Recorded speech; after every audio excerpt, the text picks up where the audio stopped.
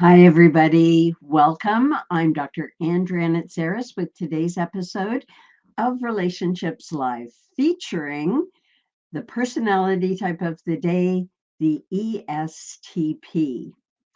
We're hosting Relationship Empowerment Month during February and one day in March, bringing you the insights and tips for each of the 16 personality types and 8 striving styles. As you'll see by tuning into each episode, no style and no personality type is exactly alike, although some of them do have the same flavor to them based on their temperament. But when we understand what drives the behavior of each of the personality types, how they romance, how they are in relationships, what their predominant needs are, we're much better equipped to build successful relationships. And best of all, out of attending or listening to our LinkedIn Live and Facebook Live episodes, you'll find out more about your personality type and striving style and what your predominant need is and how to negotiate for that in your relationships, how you're likely to behave if your relationship needs are not being met. So let's launch right into our ESTP. That's the extroverted sensing with introverted thinking as the first two functions. And so what that means is they gather information using their extroverted sensing function, always looking for new sensing sensual experiences. And they make decisions using their introverted thinking function, which pretty much means that they march to the beat of their own drum.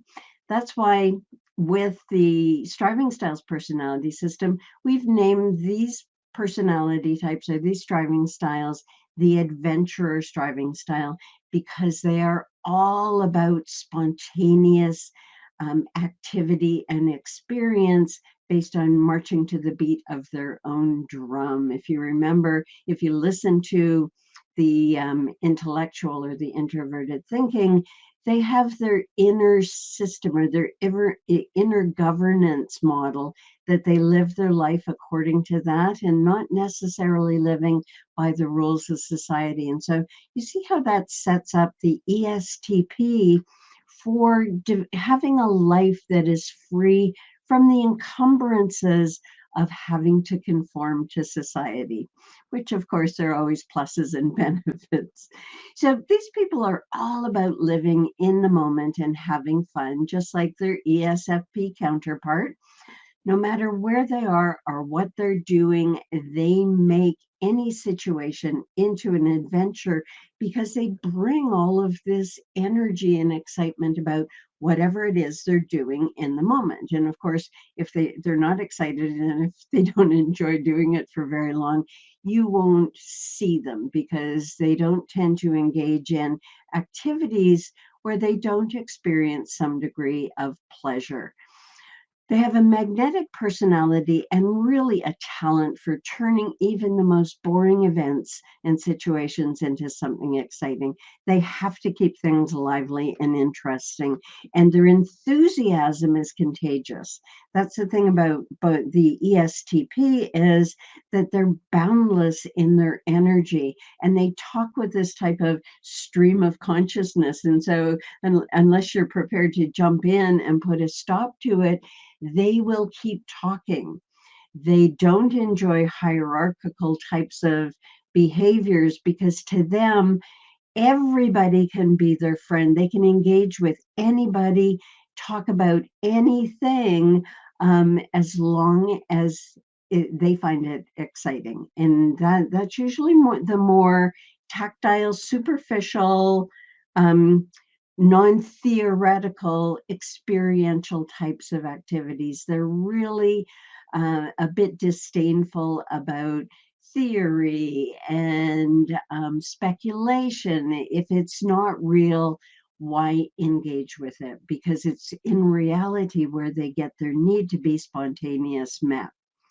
very physical, always looking for someone to do something new with in their relationships. So here's a few things to know about them. Again, being with them, it's very exciting. And these people are quite independent and self-sufficient. They want to do things their way. They value personal freedom, personal space above all else. And because they're left brain, both of their functions are in the left brain, they're very logical and rational about the way they set about to do things, very practical in their orientation, and there is a logic, if you look around for it, to their behavior. To a lot of people, they simply seem impulsive with their challenge that they have around planning, because planning takes you out of the present moment. It requires you to look at, where are we going in the future, as opposed to just, all right, well, let's just start this and see where it goes.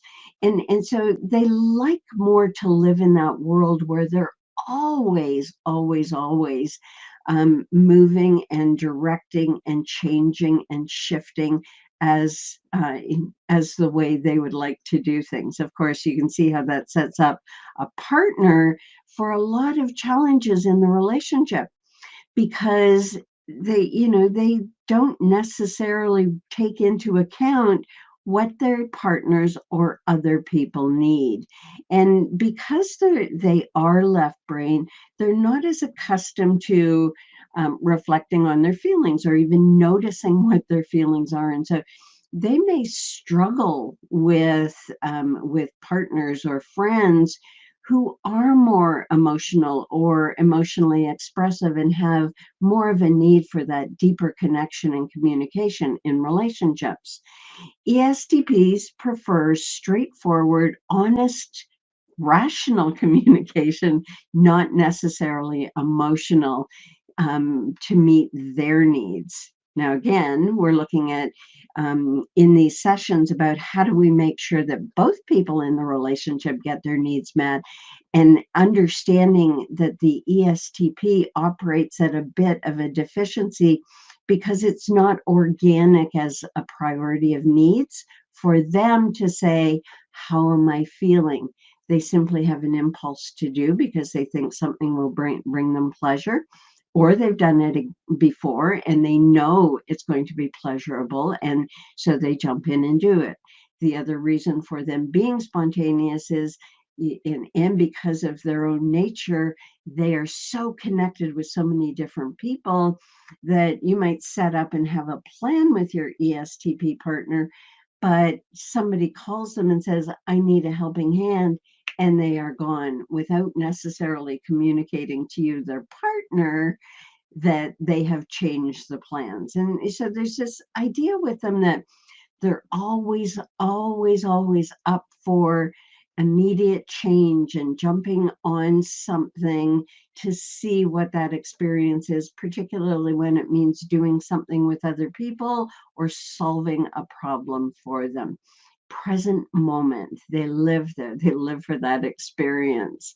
They're all about fun, making the most of every moment, which can be incredibly exhilarating for their partner.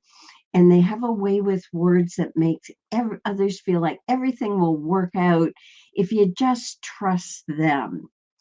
They're entertaining and they like to impress others with their skills and physical abilities. And these people really enjoy being the center of attention and having things lighthearted and fun. So, as they love this new experience, they can cause um, their partners a great deal of frustration, because their partners have more of a need to plan. And that's the biggest challenge that you're going to have as a partner or a friend of the ESTP. As with all of the sensing, perceiving types, is that need of theirs for spontaneity and not really being in alignment with timelines. So they have their own inner time frames and own deadlines that they're meeting, much to the chagrin and disappointment and frustration of friends and partners where they keep them waiting. The other thing is they move fast paced, and you can see them in their resting position. They might be fiddling with something or jiggling their legs, or it's as though their brain is set to always be in motion. And it can be very challenging for their partners and others to be able to keep up with them. Their motto is sort of, if it feels good, do it. And if it doesn't feel good, I'm not going to. And they won't do anything or don't have a whole lot of patience for anything that they consider sounds boring. So these are just some general information about, that flavor of the ESTP, how they are. And you can feel that extroverted energy that these people have. And in organizations, these are your project leaders and your construction supervisors and these people who lead from within the group as everybody's buddy and friend and that person that makes things fun. But they don't often rise to the top of organizations because of their, as I said earlier, this disdain that they have for planning, because it frustrates their need to be spontaneous. And there's so many wonderful things I could tell you about the ESTP, the adventure striving style. And if you want to know more, check out nowfixyourrelationship.com, where you'll find more information on the STP and all of the resources for the 16 personality types. This workshop is specifically for anyone struggling as an ESTP or experiencing challenges in your relationship with your ESTP partner. So before I go into some of the challenges about them, I want to talk about how they bond. And if you haven't gotten the idea about it already, these people have a way of attaching in relationships when they're not really developed to maturity, which most of us aren't. Most of us get stuck in that codependent stage where we are in relationship in a more self-protective fashion. And the ESTP's way of being self-protective in order to get their need to be spontaneous met is to be avoidant. And they attach with their partner by sharing experiences and actions, and not so much with emotional intimacy. They're very sensitive to having their freedom confined or constricted in any way. And so as a result, they are the dominant partners in a codependent relationship. So they look for partners who tend to have a style that is more likely to look to be second to this dominant style's first. Meaning, those people who in a codependent relationship, their bonding style is to become more submissive in order to be safe and secure.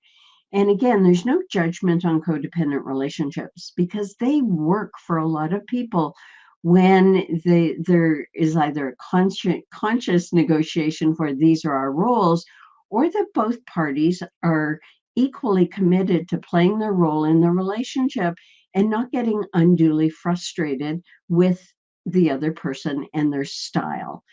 But if you do have a need to grow in relationship to an ESTP, there are some challenges inherent, because it's really hard to hold these people to any schedule or any discipline in their free time. They love playing with their partner. They want to be with their partner and do things with them, but equally, they like doing things with other people.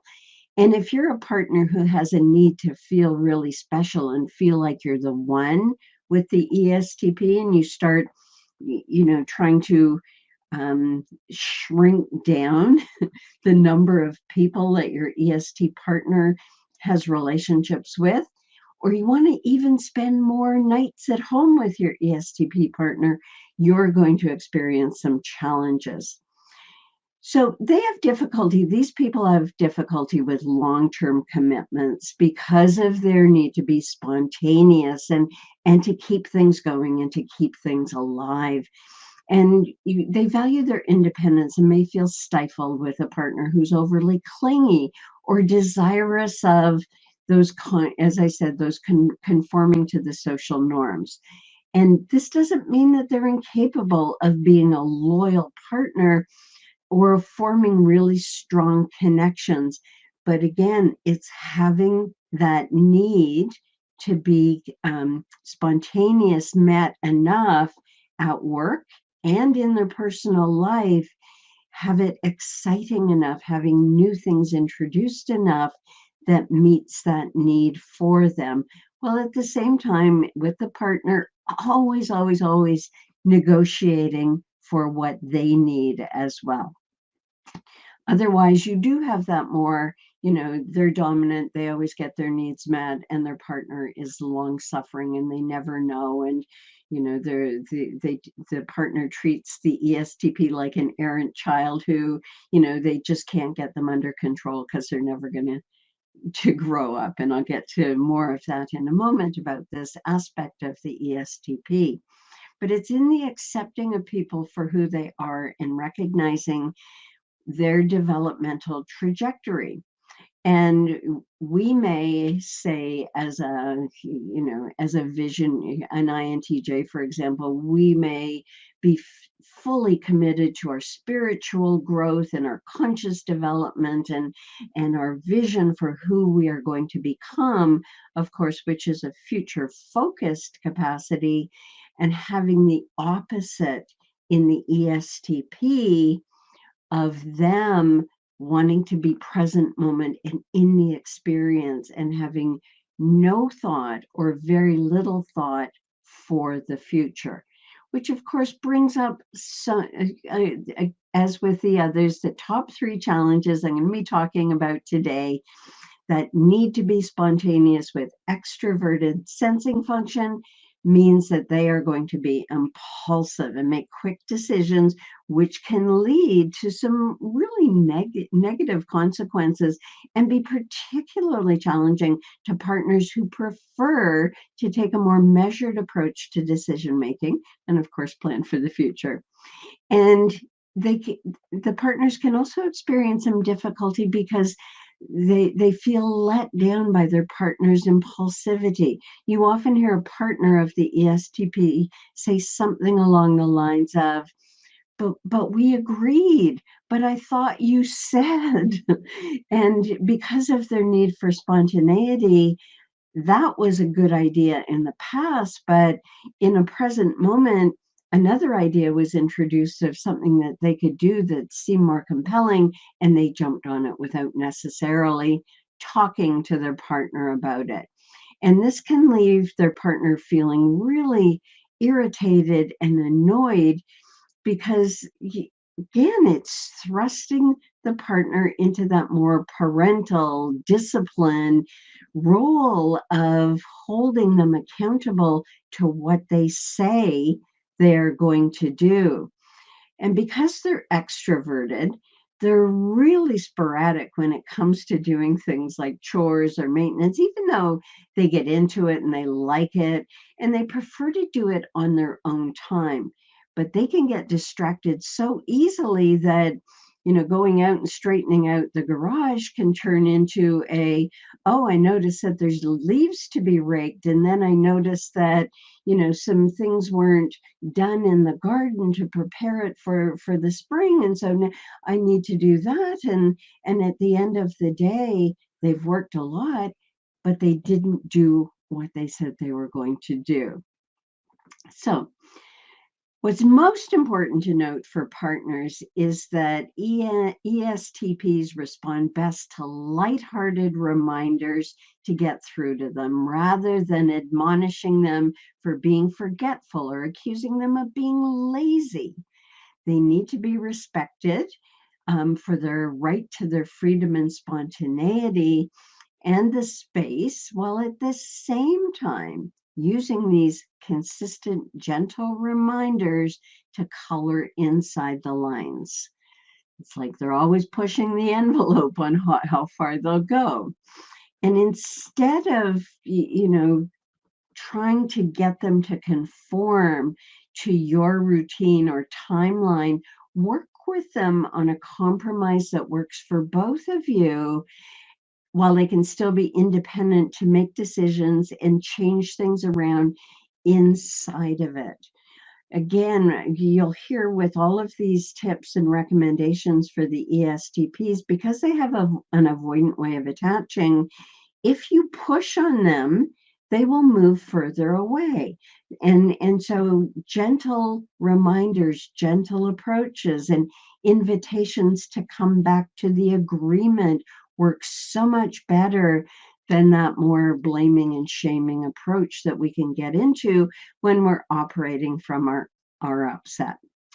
And along with the impulsiveness is this way that most of the sensing perceiving styles are challenged with, seeming like they never want to grow up. And that ESTPs in particular demonstrate symptoms of the Peter Pan syndrome, that boy who refuses to grow up, and they prefer to live in a world of adventure, spontaneity, and excitement. And they don't want to think about the future. They don't want to worry about the future. And they don't want you to be talking to them about a plan or their financial plan or retirement. And, while all of their fun and focus on the present moment is exciting for their partner, this leads to the majority of conflict when the ESTP isn't prepared to plan for these things, or they say that they're going to do it with their partner, and then they just don't show up for it. And so the partner always feels like they're compensating in some way and taking care of the adult responsibilities in the relationship because their ESTP partner is out having fun. So take charge. As their partner, it's easy for you to feel like you're always nagging them and reminding them of their commitments. And you look at this as a trade-off, because there are things that your ESTP partner will always be doing for you to balance the scales. And so you're the container and they're the energy within. You want to look at it like that you help them and support them without enabling them and doing it for them. Partnering with them actually helps them to set boundaries and establish routines. They don't have a particularly strongly developed executive function, and you serving as that purpose while they learn to gradually, over time, utilize the structure that is so useful for you. So set aside specific times for activities or conversations with your partner. And even if they show up late, help them with their need for spontaneity, while making these types of things fun with them. And instead of telling them they have to do it, give them a choice. Do you want to do it on this day or this day? Would this time work for you better, or this time? But one of the times that you commit to, that will be the time where you're going to show up for it. They're free-spirited, so work out compromises that work for both of you. And while at the same time, of course, looking at your own need and knowing when you're coming from an emotional reaction to them because you think they should be grown up, you think they should be acting more mature, while at the same time loving that side of them that is so loving of life and experiences and all of those things that bring such joy to your life. So learn to negotiate without emotion. The third thing is, and this is particular to a couple of the personality types, where because they are so focused on their own agenda, they don't really think about the impact on others. They're so impulsive and they're so childlike in their approach to, yes, of course, let's do this. They will take risks and put themselves in dangerous situations, or put yourself in a financially risky situation that puts both of you and your future at stake. And this doesn't necessarily mean things like gambling, or, they might do it in ways where they felt it was a good idea to go out and spend X amount of money on the most updated computer system using your child's college fund, for example, because it seemed like a good idea at the time. And of course, it was a really good bargain. And this is the thing. They think inside of them, they think that they're doing something in the best interest of you and them when they're doing it, really, because they don't spend a lot of time reflecting on it. They just act impulsively. And because of that, they put their own desires ahead of your own. These are the people who, that saying, um, it's easier to ask forgiveness than permission. They operate by this, but the partner soon gets really tired of, I'm sorry, and then no behavioral change. And this happens over time, you see, because partners end up feeling very conflicted. Their feelings are hurt and they're minimized, and they feel like the lesser part in the relationship with absolutely no power to do anything about this child in a grown-up body. So teach them how to be empathetic. Teach them how to think about the impact of their behavior and the consequences that it might have. Don't assume or think, wow, this is a 35-year-old woman, she should know. And anytime we use a should, we're going by our own internal set of rules. We're not thinking about their personality type. We're thinking about how it might be easy for us to do it, or some notion of all people are the same and age is a determinant of how people mature. And it's absolutely not. You need to help them in taking a step back and thinking about possible outcomes for their actions, and encourage them to take a pause, to take a breath before deciding, and have an agreement.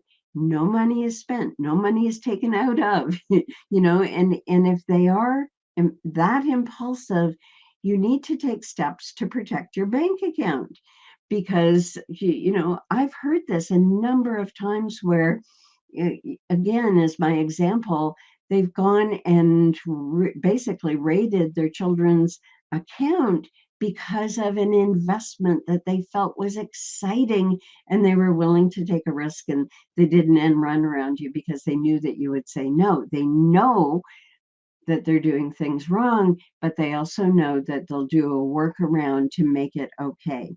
And so don't use it against them. Don't think this is bad, this is dishonorable. You have a young person, undeveloped, who is an ESTP, just as you may have undeveloped parts of yourself as their partner. And you have to step up and make sure that both of you are safe and not going to be at the mercy of their impulsive behavior. So let them know how their behavior is impacting you in the relationship, and be really clear and specific. And ask them about how they would feel if they were in your shoes. That's a way of getting to them to empathize, and also to reflect on their own feelings.